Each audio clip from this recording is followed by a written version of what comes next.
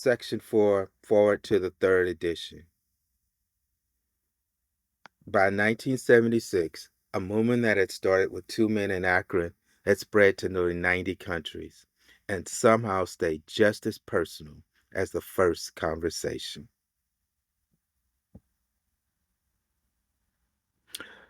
By March 1976, when this edition went to the printer, the total worldwide membership of Alcoholics Anonymous was conservatively estimated at more than 1 million people, with almost 28,000 groups meetings in over 90 countries. Surveys of the groups in the United States and Canada indicate that AA is reaching out not only to more and more people, but to a wider and wider range. Women now make up more than 1/4 of the membership. Among newer members, the proportion is nearly 1/3. 70% of AAs surveyed are less than 30 years of age. Among them, many in their teens. The basic principles of the AA program, it appears hold good for the individuals with many different lifestyles, just as the program has brought recovery to those of many different nationalities.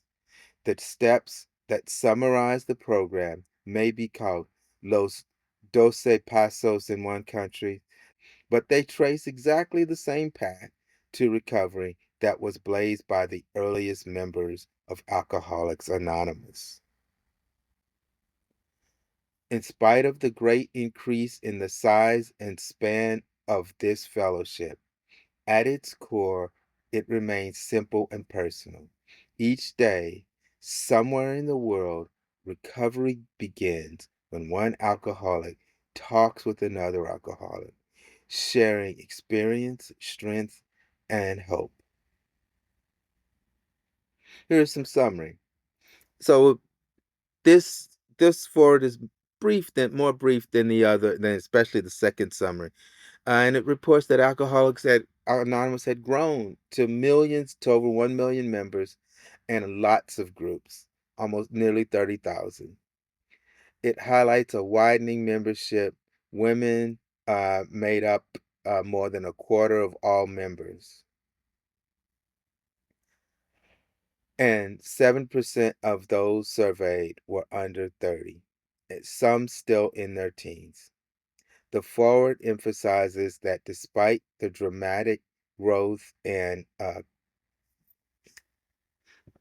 cultural diversity, the same 12 steps, called by different names in different languages, which I probably butchered, trace the identical path to recovery that the first AAs at their earlier members. It closes with the fellowship's central conviction that no matter how large AA becomes, its core remains simple and personal, because recovery begins each day when one alcoholic talks with another, sharing experience, strength, and hope. Reflection question: as your own circle of recovery grows larger, what practice keeps it as simple and personal as one honest conversation between two people?